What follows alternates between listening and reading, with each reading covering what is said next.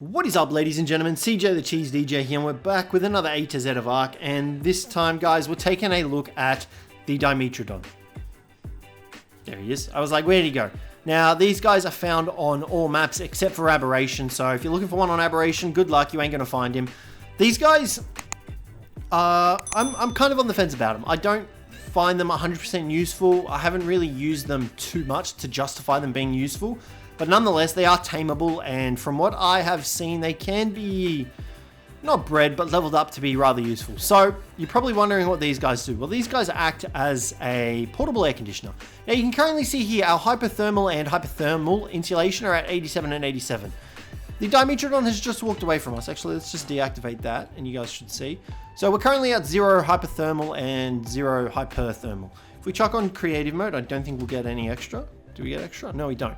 So what the Dimetrodons do is they provide hypothermal and hypothermal insulation. Now, this also carries over to eggs. So you can currently see here we're getting a bunch of it from him. He is wild, and it still does affect you and eggs while they are wild. So you don't actually need to tame these guys up in order to get that usefulness from them. But in order to tame these guys up, they are a knockout tame. They go through narcotics like crazy. Their torpor drains at about 50 per second. So you need to make sure you have plenty of narcotics on you for these guys. You can't bowler these guys, but you can simply walk backwards from them, trank them in the head. Now, I would recommend using a long neck rifle and trank darts over a crossbow and arrows. Because these guys are very weak, they do not have a lot of health, it is very easy to kill them. So, and because their torpor drains really quickly, you want to make sure that you're hitting them for very low damage, but stacking that torpor up like crazy. Because otherwise you're just going to kill them and waste your resources trying to tame these guys up. Now, once you've successfully knocked this guy out, you can use regular kibble to tame them up. Your next best thing after that is raw mud, and then obviously your prime meats and stuff like that. So you want to make sure that you've got plenty of kibble on for these guys, because like I said, their torpor drains crazy fast. And we'll show you just how fast once we actually knock this guy out. He's just taking his sweet time. He's a level 120. So we're just going to knock him out and pray for the best. But this is literally all you need to do. Just do be aware of your surroundings, as these guys can be found in hostile areas in like the swamps and stuff like that, where there's heaps of baryonyxes, capros, sarcos, all that dangerous stuff that you want to try and avoid. So make sure you're relatively in a safe area at least. You can't use Argies to pick these guys up, but you can use Quetzals. So take that into consideration as well. Argies are unable to pick up Dimetrodons with their sail, I guess. I don't know. Quetzals can though.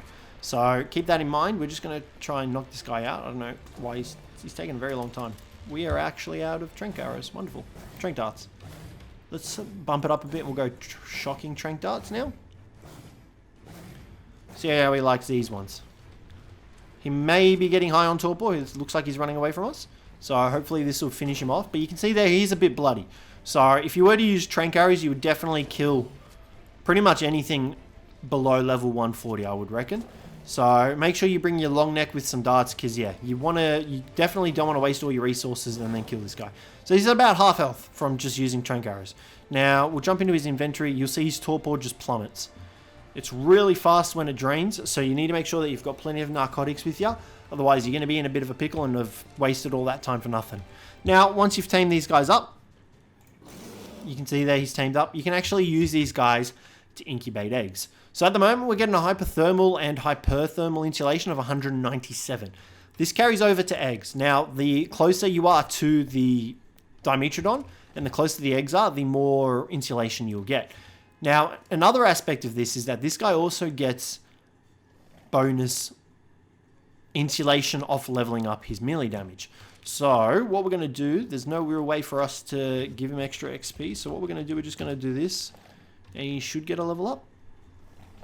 I don't really have any way for him to get any extra XP at the moment. So, you can see there, he's got 194 melee damage. We're at 197 insulation. We're going to whistle passive here. We're going to give him 1 point into melee damage. You'll see that our insulation will have gone up now to 198. So, I mean, it was only a small amount, but that was only one level.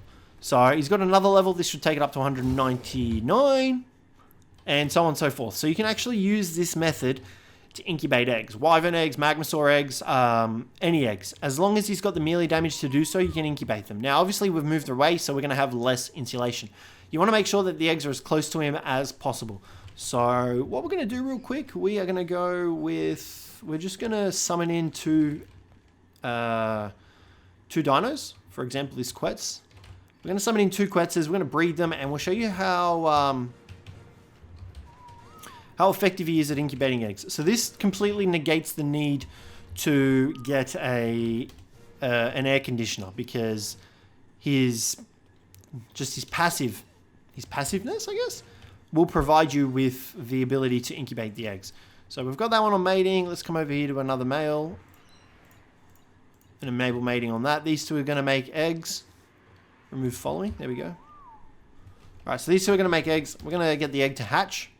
And we'll take it over to the Dimetrodon. Now, the cool thing about this is that you don't need air conditioners. You can cryo up the Dimetrodon, take him with you wherever.